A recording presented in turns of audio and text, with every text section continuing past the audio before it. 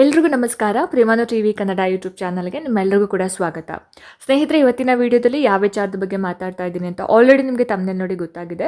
And ಇದು ಹಳೆ ವಿಷಯ ಕೂಡ ಹೌದು. ಬಟ್ ಇವಾಗ ಈ ವಿಚಾರದ ಬಗ್ಗೆ ಅಪ್ಡೇಟ್ ಆಗಿರೋದು ಏನಪ್ಪ ಅಂತಂದರೆ, ನಾವೆಲ್ಲ ಅಂದ್ಕೊಂಡಿದ್ವಿ 3 ವರ್ಷ ವಯೋಮಿತಿ ಸಡಿಲಿಕೆ ಆಗ್ತಾ ಇದೆ. ಆಮೇಲೆ ಅದು ಯಾವೆಲ್ಲ ಅಭ್ಯರ್ಥಿಗಳಿಗೆ ಮತ್ತು ಎಷ್ಟು ವರ್ಷ ವಯೋಮಿತಿ ಹೆಚ್ಚಾಗಿದೆ ಅನ್ನೋದ್ರ ಬಗ್ಗೆ ಒಂದಷ್ಟು ಕುತೂಹಲ ಇತ್ತು. ಮತ್ತು ಕೆಲವರು 3 ವರ್ಷ ಅಂತ ಹೇಳ್ತಿದ್ರು.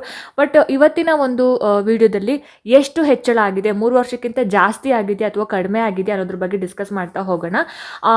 ಮತ್ತು ಇನ್ನೊಂದೇನಪ್ಪ ಅಂತಂದರೆ, ಇವಾಗ 2 ದಿನಗಳ ಹಿಂದೆ ಅಷ್ಟೇ ಏನು ಬ್ಯಾಕಪ್ ಸ್ಕೋರ್ ರಿಮೂವ್ ಆಗಿದ್ರ ಬಗ್ಗೆ ಒಂದು C&R ರೂಲ್ ಬಂದಿತ್ತು. 2 ವರ್ಷಗಳಿಂದ ಕೂಡ ಬಹಳಷ್ಟು ಜನ ಸ್ಪರ್ಧಾರ್ಥಿಗಳು ಮನವಿಯನ್ನು ಮಾಡ್ಕೊತಾ ಇದ್ರು, ಹೋರಾಟಗಳನ್ನು ಮಾಡ್ಕೊತಾ ಇದ್ರು. ಆ ಒಂದು ಹೋರಾಟದ ಫಲವಾಗಿ ನಮಗೆ ಸಿಕ್ಕಂತಹ ರಿಸಲ್ಟ್ ಇದಾಗಿತ್ತು. ಸೊ 90% ಕಂಪ್ಲೀಟ್ಲಿ ಏನು ಯಾವುದ್ರ ಮೇಲೆ ಫೋಕಸ್ ಮಾಡಬೇಕಾಗುತ್ತೆ, ಕಾಂಪಿಟೇಟಿವ್ ಎಕ್ಸಾಮ್ಸ್ ಬಗ್ಗೆ. ಲೈಕ್ 70% CET ಆಗಿರುತ್ತೆ ಆ್ಯಂಡ್ 20% TET ಆಗಿರುತ್ತೆ. ಇನ್ನು 8% ಡಿಗ್ರಿ ಪ್ಲಸ್ 2% B.Ed ಅನ್ನೋದ್ರ ಬಗ್ಗೆ. ಸೊ ನಿಮ್ಗೆಲ್ಲರಿಗೂ ಅದ್ರ ಬಗ್ಗೆ ಖುಷಿ ಇದೆ ಅಂತ ಭಾವಿಸ್ತಾ, ಸೊ ಇವತ್ತಿನ ಒಂದು ವಿಡಿಯೋದಲ್ಲಿ ವಯೋಮಿತಿ ಹೆಚ್ಚಳ, ಸೊ ಯಾವ ಅಭ್ಯರ್ಥಿಗಳಿಗೆ ಲಾಭ ಇದೆ ಆ್ಯಂಡ್ ಎಷ್ಟು ವರ್ಷ ವಯೋಮಿತಿ ಹೆಚ್ಚಾಗಿದೆ ಅನ್ನೋದ್ರ ಬಗ್ಗೆ ಇವತ್ತಿನ ವಿಡಿಯೋದಲ್ಲಿ ಡಿಸ್ಕಸ್ ಮಾಡ್ತಾ ಹೋಗೋಣ. ಸೊ ಯಾರೆಲ್ಲ ಈ ವಿಡಿಯೋನ ನೋಡ್ತಾ ಇದ್ದೀರಾ ಎಲ್ಲೂ ಕೂಡ ಸ್ಕಿಪ್ ಮಾಡದೆ ಪೂರ್ತಿ ವಿಡಿಯೋನ ನೋಡಿ, ಜೊತೆಗೆ ಸಬ್ಸ್ಕ್ರೈಬ್ ಮಾಡ್ಕೊಂಡು ನೋಡೋದನ್ನ ದಯವಿಟ್ಟು ಮರಿಬೇಡಿ ಅಂತ ಹೇಳ್ತಾ, ಜಾಸ್ತಿ ತಡ ಮಾಡೋದು ಬೇಡ, ಬನ್ನಿ ಆದಷ್ಟು ಬೇಗ ಇವತ್ತಿನ ವಿಡಿಯೋನ ಶುರು ಮಾಡ್ತಾ ಹೋಗೋಣ. ಸ್ನೇಹಿತರೆ, ಇವಾಗ ನೀವು ನೋಡ್ತಾ ಇರ್ಬೋದು, ಕರ್ನಾಟಕದಲ್ಲಿ ಶಿಕ್ಷಕರ ನೇಮಕಾತಿಗಳಿಗೆ ಅಂತ ಇದೆ. ಸೊ ಶಿಕ್ಷಕರ ನೇಮಕಾತಿಗಳಿಗೆ ಅದರ ಜೊತೆಗೆ ಬೇರೆ ಎಲ್ಲ ಸಿವಿಲ್ ಸರ್ವಿಸ್ ಡಿಪಾರ್ಟ್ಮೆಂಟ್ಗೆ ಸಂಬಂಧಪಟ್ಟ ಹಾಗೆ 5 ವರ್ಷಗಳ ಕಾಲ ವಯೋಮಿತಿಯನ್ನು ಸಡಿಲಿಕೆ ಮಾಡಿರ್ತಕ್ಕಂಥದ್ದು. ಸೊ ಮುಂಚೆ ಎಷ್ಟಿತ್ತು, ಇವಾಗ ಎಷ್ಟಿದೆ ಅನ್ನೋದನ್ನ ನೋಡ್ತಾ ಹೋಗೋಣ.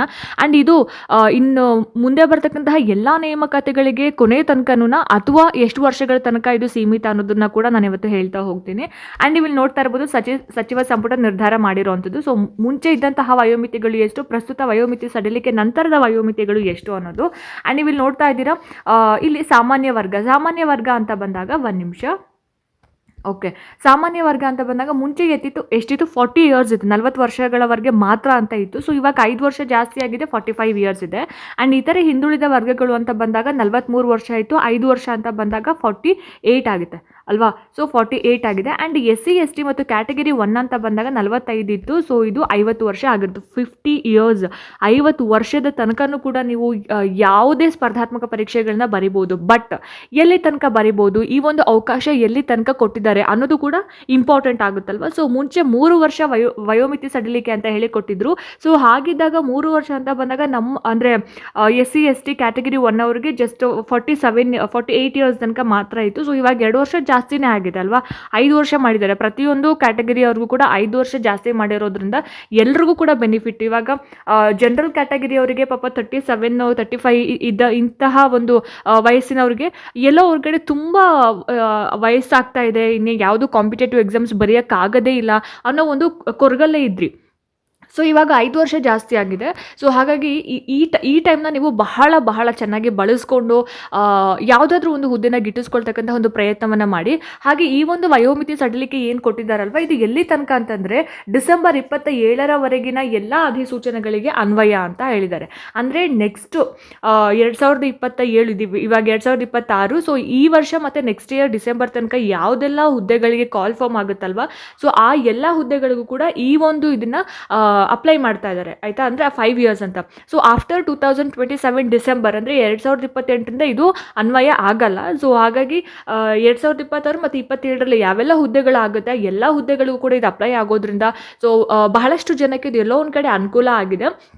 ಆ್ಯಂಡ್ ಇವಾಗಿಂದಲೇ ನೀವು ಓದೋಕ್ಕೆ ಶುರು ಮಾಡಿದ್ರೆ, ನನಗೆ ಏಜ್ ಆಗೋಗ್ಬಿಟ್ಟಿದೆ ಅನ್ನೋ ಒಂದು ಕಾನ್ಸೆಪ್ಟನ್ನ ಮೈಂಡಿಂದ ತೆಗೆದುಬಿಟ್ಟು, ಸೊ ಇವಾಗ ನಿಮಗೆ ಗೊತ್ತಾಗಿದೆ SC/STಗಳಿಗೆ 50 ಇಯರ್ಸ್ ತನಕ ಬರಿಬೋದು. ಆ್ಯಂಡ್ ಇತರ ಹಿಂದುಳಿದ ವರ್ಗಗಳು 48 ವರ್ಷದವರೆಗೂ ಕೂಡ ಬರಿಬೋದು. ಆ್ಯಂಡ್ ಸಾಮಾನ್ಯ ವರ್ಗದವರು 45 ವರ್ಷದ ತನಕ ಕೂಡ ನೀವು ಎಕ್ಸಾಮ್ನ ಬರಿಬೋದು. ಸೊ ಹಾಗಾಗಿ ಈ ವರ್ಷ ಮತ್ತು ಮುಂದಿನ ವರ್ಷ 2027 ಯಾವ್ಯಾವೆಲ್ಲ ಹುದ್ದೆಗಳು ಕಾಲ್ ಆಗುತ್ತೆ ಎಲ್ಲ ಹುದ್ದೆಗಳನ್ನು ಕೂಡ ಅಟೆಂಡ್ ಮಾಡಿ. ಯಾವುದಾದ್ರೂ ಒಂದು ಹುದ್ದೆ ನಿಮಗೆ ಖಂಡಿತವಾಗ್ಲೂ ಸಿಗುತ್ತೆ. ಏನೋ ಕರ್ನಾಟಕ ಸಿವಿಲ್ ಸೇವಾ ಹುದ್ದೆಗಳಿಗೆ ವಯೋಮಿತಿಯನ್ನ ಸಡಿಲಿಕೆ ಮಾಡಲಾಗಿದೆ. ಎಲ್ಲ ವರ್ಗದ ಅಭ್ಯರ್ಥಿಗಳಿಗೆ 5 ವರ್ಷ ವಯೋಮಿತಿಯನ್ನ ಸಡಿಲಿಕೆ ಮಾಡಲಾಗಿದೆ.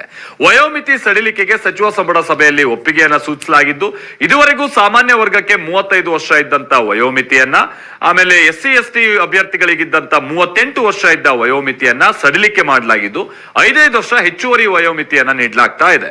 ವಿಷಯ ಅಂದ್ರೆ 2027ರ ಡಿಸೆಂಬರ್ 31ರವರೆಗೆ 5 ವರ್ಷಗಳ ವಯೋಮಿತಿ ಸಡಿಲಿಕೆ ಪ್ರಕ್ರಿಯೆ ಚಾಲ್ತಿಯಲ್ಲಿರುತ್ತೆ. ಬಟ್ ಇವರು 2027 ಒಳಗಾಗಿ ಅಂದ್ರೆ ಡಿಸೆಂಬರ್ 31 ಒಳಗಾಗಿ ಎಷ್ಟು ಕಾಲ್ ಫಾರ್ ಮಾಡ್ತಾರೆ ಅನ್ನುವಂಥದ್ದು ಈಗಿರುವಂತ ಪ್ರಶ್ನೆ. ನಿಮ್ಗೆ ಏನೇ ಒಂದು ಡೌಟ್ ಇದ್ರೂ ಕೂಡ ನನಗೆ ಕಮೆಂಟ್ ಸೆಕ್ಷನ್ನಲ್ಲಿ ಟ್ಯಾಗ್ ಮಾಡಿ ಅಂತ ಹೇಳ್ತಾ, ಹೋಪ್ ಈ ವಿಡಿಯೋ ನಿಮಗೆ ಇಷ್ಟ ಆಗಿದೆ, ಅನುಕೂಲ ಆಗಿದೆ ಅಂತ ಭಾವಿಸ್ತೀನಿ. ಇಷ್ಟ ಆಯಿತು ಅಂತಂದರೆ ದಯವಿಟ್ಟು ಲೈಕ್ ಮಾಡಿ, ಶೇರ್ ಮಾಡಿ. ಹಾಗೆ ನಿಮ್ಮ ಅನಿಸಿಕೆ ಅಭಿಪ್ರಾಯಗಳು ಏನೇ ಇದ್ರೂ ಕೂಡ ನನಗೆ ಕಮೆಂಟ್ ಸೆಕ್ಷನಲ್ಲಿ ತಿಳಿಸಿ ಅಂತ ಹೇಳ್ತಾ, ಇದೇ ರೀತಿ ಹೆಚ್ಚಿನ ವೀಡಿಯೋಸ್ಗಳಿಗೋಸ್ಕರ ನಿರಂತರವಾಗಿ ನನ್ನ ಚಾನಲನ್ನು ನೋಡ್ತಾ ಇರಿ. ಮುಂದಿನ ವೀಡಿಯೋಸ್ಗಳಲ್ಲಿ ನಾನು ನಿಮಗೆ ಸಿಗ್ತೀನಿ. ಅಲ್ಲಿ ತನಕ ಎಲ್ರಿಗೂ ನಮಸ್ಕಾರ.